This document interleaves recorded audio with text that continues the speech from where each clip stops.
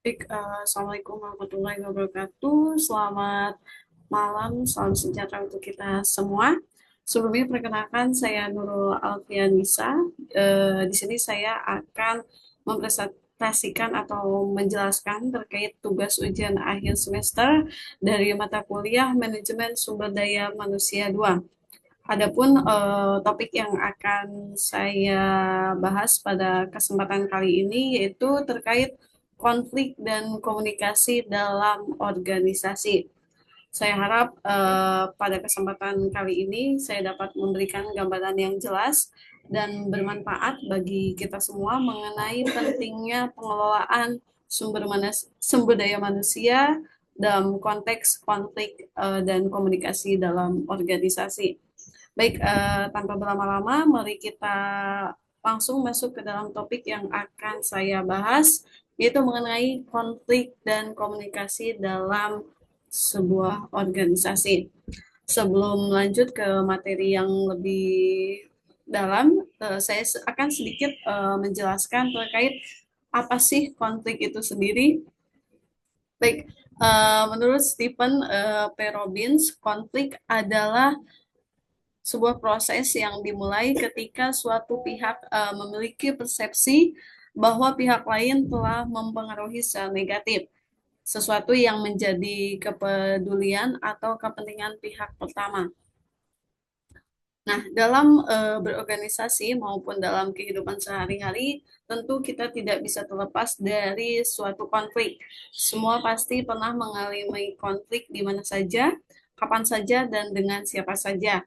Dan konflik sendiri dalam suatu organisasi sering disebabkan oleh komunikasi yang kurang baik antara satu anggota dengan yang lain maupun kesalahan dalam menerima informasi sehingga menimbulkan kesalahpahaman. Nah, di sini poin pertama yang akan saya jelaskan yaitu penyebab konflik sendiri dan ada 5 poin dalam kesempatan kali ini yang akan saya paparkan. Yang pertama yaitu perbedaan individu. Salah satu penyebab konflik yang sering terjadi yaitu perbedaan individu, di mana seseorang merasa antara pikiran dan hatinya tidak selaras. Mereka dalam melakukan sesuatu yang tidak berdasarkan kata hati sehingga menimbulkan konflik dalam dirinya sendiri. Kemudian yang kedua, perbedaan latar belakang. Hal ini sering terjadi mungkin di lingkungan kerja kita masing-masing. Dalam suatu organisasi beranggotakan berbagai macam individu yang berasal dari berbagai macam latar belakang, baik itu budaya, agama, suku, dan yang lainnya. Apalagi di Indonesia banyak sekali perbedaan suku, bahasa, dan juga agama. Nah, perbedaan latar belakang yang berbeda juga menyebabkan perbedaan kepribadian dan sikap pada masing-masing individu. Nah, yang ketiga yaitu perbedaan kepentingan. Setiap organisasi pasti sudah memiliki tujuannya sendiri, namun individu maupun kelompok memiliki penafsiran dan cara yang berbeda ketika ingin mencapai tujuan tersebut, sehingga menimbulkan konflik antar individu maupun kelompok. Yang keempat yaitu perubahan lingkungan yang cepat seiring majunya zaman dan perkembangan teknologi informasi yang begitu cepat menyebabkan perubahan pola interaksi yang ada dalam sebuah organisasi. Dan tidak bisa dipungkiri, cara berkomunikasi pun ikut berubah dari yang awalnya tradisional menjadi lebih modern. Baik, yang kelima yaitu penyebab dari luar organisasi. Hal ini cukup berpotensi menyebabkan suatu konflik dalam sebuah organisasi. Terkadang dalam berorganisasi ada pihak-pihak yang ingin menghancurkan atau tidak senang dengan organisasi yang kita jalankan. Nah, mereka sengaja memberi pengaruh buruk, mempengaruhi, bahkan mengadu domba antara anggota organisasi agar terjadi konflik di dalamnya. Nah, efek paling parahnya bisa memecah belah anggota dalam sebuah organisasi tersebut. Baik, kita lanjut ke materi yang kedua terkait penanganan konflik sendiri. Di sini saya akan menjelaskan 5 poin terkait penanganan konflik itu sendiri. Yang pertama yaitu pimpinan dapat melakukan tindakan alternatif seperti yang dikemukakan di bawah ini, tetapi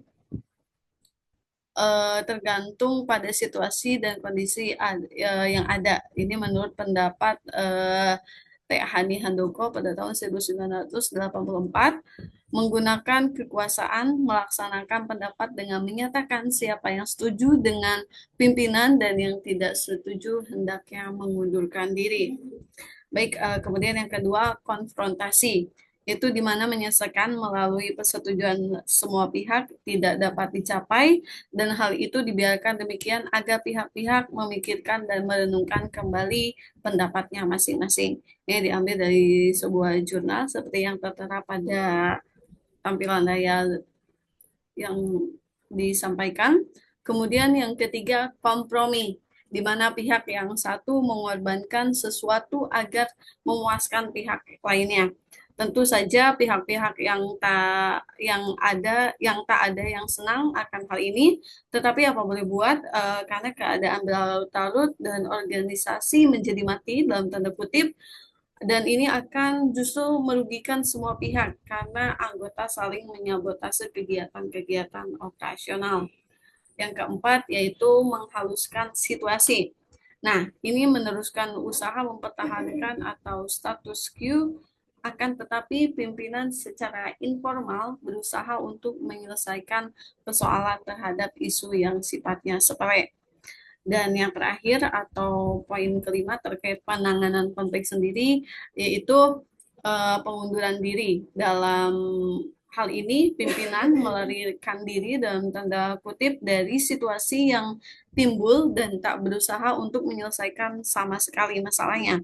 Nah, pimpinan menyerahkan pada kekuatan yang ada untuk nantinya memperoleh keseimbangan kembali, karena ini memang berpendapat bahwa demikianlah seharusnya proses konflik berjalan. Memang diperkirakan bahwa sesuatu yang baru tentu menimbulkan gejolak dan berbagai pendapat. Tetapi dengan berjalannya waktu, hal baru itu akan diterima sebagai hal yang biasa dan pihak-pihak akan dengan sendirinya mengerti duduk perkaranya seperti apa.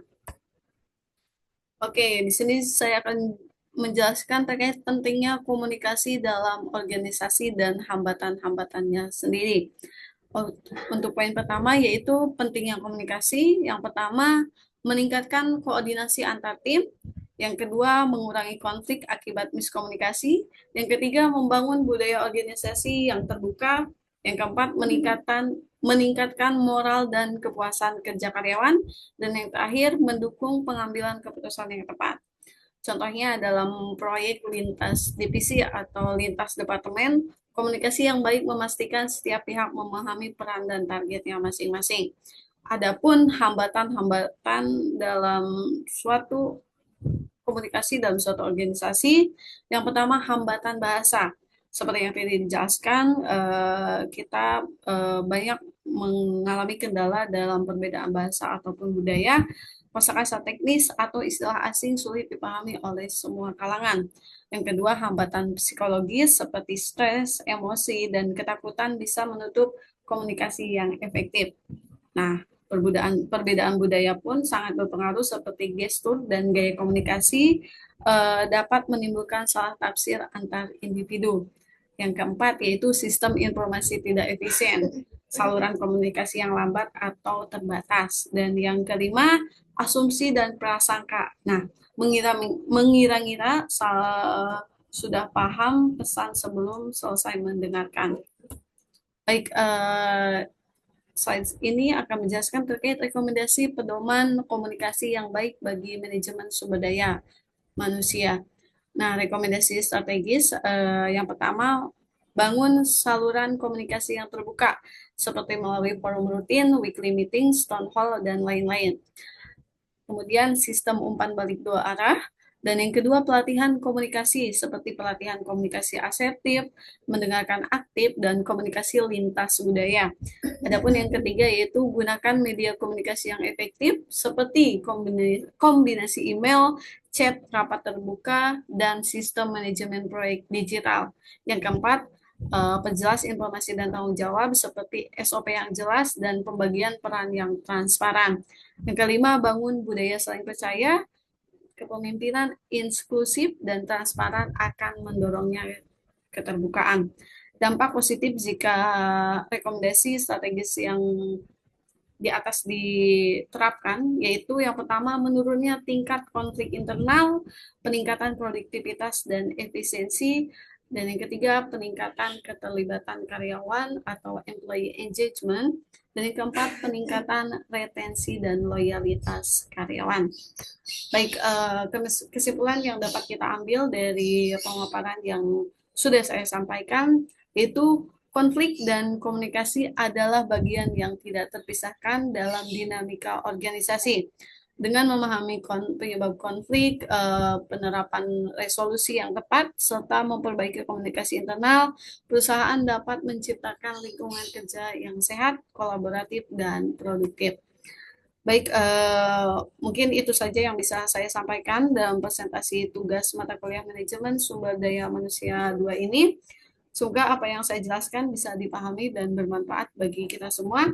Mohon maaf bila selama pemaparan ada kata-kata yang kurang berkenan. Saya akhiri, wabillahi taufiq wal hidayah. Wassalamualaikum warahmatullahi wabarakatuh.